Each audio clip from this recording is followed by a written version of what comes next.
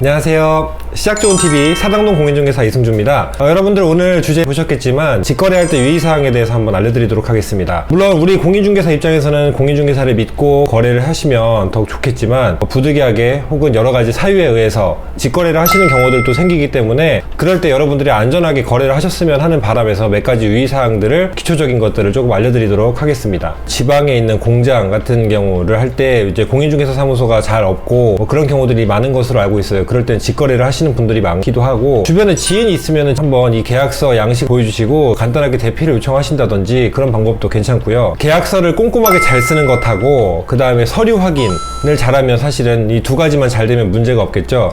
근데 이 두 가지가 제일 어렵기 때문에 사실은 중개사를 끼고 거래를 하는 거고, 특히 이제 매물을 확인하고 매물을 검토함에 있어서도 기본적인 스텝에서 노고가 좀 줄어들 수 있기 때문에, 그리고 협의를 하는 과정도 중개사가 같이 개입이 되어 있기 때문에 원활하게 할 수 있어서 아무래도 직거래를 안 하는 분들은 그런 이유 때문에 중개사를 통해서 거래를 하는 걸 텐데요. 서류 확인 부분에서 제가 자세히 또 한번 설명을 드리면, 기초적으로 공부 확인을 해야 된다는 근간 자료들이 뭐냐면, 계약서를 쓸 때 건축물 대장 당연히 기본이고, 토지 대장, 그리고 등기사항 정보 증명서, 그리고 토지 이용 규제 확인원에서 공법상 규제들을 확인해야 돼요. 예를 들면 무슨 지구, 무슨 지역, 그리고 몇 종, 무슨 지역인지 등을 확인해야 되기 때문에 특히 토지 같은 경우 매매를 할 때 이걸 잘 확인하지 않으면 나중에 본인이 하시려는 업종과 하시려는 용도와 정말 크게 차이가 날 수도 있고, 땅이 묶여버리는 경우는 그냥 돈만 날리는 수도 있습니다. 공장 같은 경우도 그렇고요. 건물을 올리실 때도 당연히 이런 것을 기준으로 확인을 해야 되는데요. 건축물 대장은 먼저 위반 내용이 있는지, 특히 매매 시에 이 이행강제금이 계속 부과되기 때문에 이 부분을 해결하고 매매를 할 것인가, 아니면 인수해서 추가적으로 이행강제금 부과받을 것인가에 대한 부분도 협의가 필요하겠죠. 그리고 토지 대장 같은 경우는 우리 계약서를 이렇게 보면 거기에 이제 면적을 쓰는 데가 있는데, 건물 면적, 토지 면적, 그리고 임대할 면적 혹은 매매할 면적 등이 나와 있어요. 근데 이 면적에서 토지 면적의 토지 대장을 보고 그 해당 토지 면적을 쓰는 게 맞거든요. 그리고 건물 면적은 건물의 연면적을 보고 쓰는 거기 때문에 건축물 대장도 토지 대장도 다 따로 떼봐야 되는 겁니다.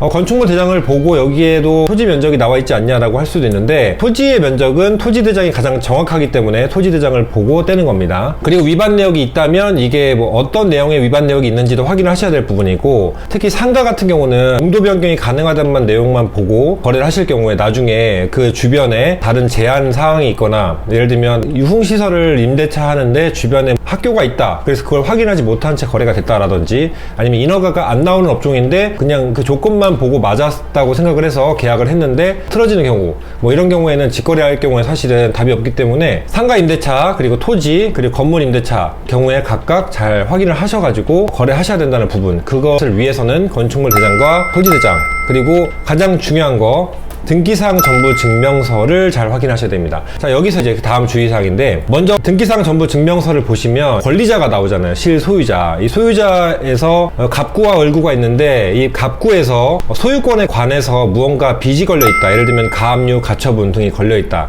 그리고 아니면 을구에서 근저당이 과도하게 걸려 있다. 전세권 설정 등이 돼 있는데 이게 처리가 되지 않았다. 아니면 혹시 임차권 등기 명령이 돼 있다 등이 있다면, 여러분들이 직거래를 임대차 하실 경우에는 가장 크게 주의하셔야 될 부분이고, 매매 시에도 이런 등기에 나와 있는 권리들을 말소하셔야지 거래를 하는 조건으로 특약사항을 다루셔야 됩니다. 제가 오늘 설명을 드릴 때는 각각의 개별 계약 상황을 판단하지 못하고 지금 포괄적으로 파악을 해서 포괄적으로 설명을 드리고 있는 거기 때문에 다소 뭉뚱그려서 설명할 수밖에 없다는 점을 알아두셨으면 좋겠어요. 왜냐하면 매매냐 임대차냐에 따라 다르고 종목에 따라도 다르기 때문에 일반적인 상황을 가지고 공통분모를만 설명을 드린다는 거 좀 알아두셨으면 좋겠고, 자, 그래서 등기사항 정보 증명서를 보시고 실소유자인지, 지금 현재 소유자한테 계약을 하는 건지를 확인하셔야 되는데, 현재 소유자가 나와 있다면 반드시 이분의 명의로 계좌이체를 하셔야 됩니다. 실소유자의 명의로 계좌이체 하셔야 된다라는 거 기본 중에 기본이고요. 자, 그럼 여기서 만약에 대리인이 나왔다. 대리인 나왔으면 제가 이전 영상에 한번 대리인에 관해서 대리계약에 관해서 한번 올린 적이 있는데 그거 참고하시면 좋을 것 같은데요. 간단하게 설명을 드리면, 위임장 인감증명 필수인데 위임장에 인감증명서에 있는 도장과 똑같은 도장을 썼는지도 확인을 해야 되고, 위임장 계약 내용에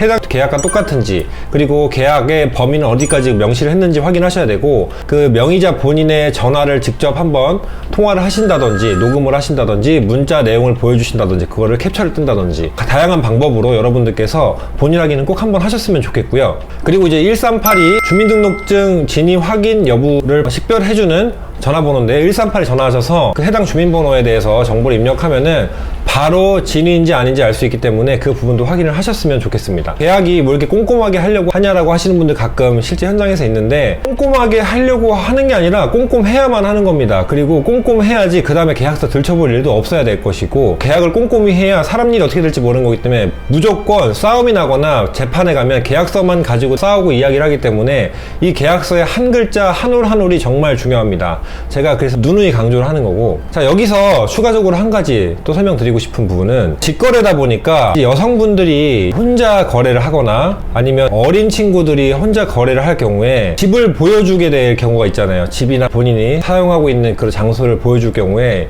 여자분이 혼자 계실 때 집을 보여주거나 업장을 보여주거나 하는 경우는 무조건 최대한 지양해 주셨으면 좋겠습니다. 어떤 사람이 어떻게 올지 모르기 때문에 이 계약이 누구랑 될지도 모르고 누가 올지 모르잖아요, 사실은. 불과 어제 기사를 제가 봤는데, 물론 미친놈입니다. 미친놈인데 요즘에 이런 미친놈이 많기 때문에 말씀을 드리는 건데, 백주 대낮에 상가가 있는 그 공공 화장실 건물 앞에서 여성 머리채를 잡고 여성을 폭행하고 성폭행을 하려고 했던, 네, 그런 미친 사례가 있기 때문에 대낮에도 그런 상황이 있기 마련인데, 하물며 여성 혼자 사는 집을 보여줄 경우에 남자가 가게 된다면 어떤 나쁜 생각을 할지는 모른다는 겁니다. 그러니까 항상 주의하셔야 된다는 거고, 이럴 때는 친구나 직계 가족이 함께 동행을 하셔서 집 보여줄 때 시간 약속을 정확히 하신 다음에 그렇게 보여주시는 게 좋고, 계약하실 때도 반드시 남자친구가 있다면 남자친구가 동행을 해주시고, 가족이 있다면 가족이 같이 동행을 해주셔가지고 최대한 1인이 아닌 2인, 3인 이상이 가주시는 게 좋습니다. 물론 4인, 5인 이렇게 집단으로 가면 좀 거부감이 생길 수 있기 때문에 2인, 많으면 3인인데요. 보통 2인 정도가 좋다고 생각을 합니다. 그렇게 해서 반드시 혼자 계시지 마시라는 거 여성분들 특히 주의하시고요. 사회적 약자 있잖아요. 노인, 그리고 어린이는 해당이 안 됩니다. 왜냐면 어린이는 직접 계약을 안 할 테니까. 노인, 그리고 여성분들 특히 주의하셨으면 좋겠다는 거 추가적으로 주의사항 하나 당부드리고요. 자, 이제 이러이러해서 계약이 됐습니다. 자, 계약을 할 때는 끝으로 계약서를 작성을 할 때 특약사항을 꼼꼼히 보셔야 된다는 거죠. 특약사항을 최대한 우리가 협의를 많이 할 부분, 중개사가 들어가 있지 않기 때문에 여러분들이 협의할 부분을 최대한 협의를 봐서 그 내용들을 다 특약사항에 넣어줬으면 좋겠습니다. 그래야 추후에 이것으로 인한 법적 분쟁이 생겼을 때 이 서면을 가지고 들이댈 수가 있기 때문에 서로 합의를 원활하게 보시는 부분이 중간에 조율이 있더라도, 혹은 계약이 조금 늦춰지더라도 반드시 특약사항에 꼼꼼하게 기재하셨으면 좋겠다는 거 한 가지 또 추가로 말씀드리고요. 그리고 끝으로 계약금은 일반 통상적으로 10% 넣잖아요. 우리 직거래 할 때도 그렇게 하셨으면 좋겠습니다. 뭐 계약금 50%, 잔금 50% 주세요 라고 하시는 경우는 그렇게 하지 마시고요. 계약금 10% 먼저 넣으시고 잔금 혹은 중도금을 최대한 뒤로 미루신 다음에 한 번에 많이 납부를 하시고, 그 다음에 등기 이전을 받으실 수 있도록 웬만하면 잔금 비율을 가장 높이셔가지고 잔금일날 등기를 같이 받으실 수 있도록, 매매의 경우에는요, 임대차 시도 마찬가지 등기 또 한 번 떼보시고, 기본적으로 잔금날에 등기 다시 떼본다는 거는 기본적으로 알고 가시면 될 겁니다. 매매건 임대차건 똑같습니다.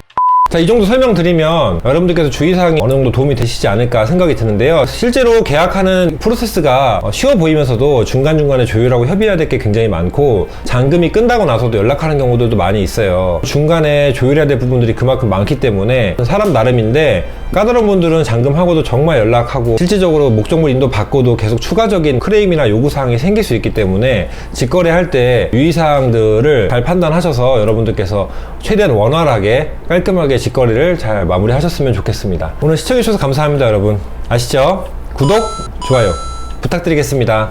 감사합니다.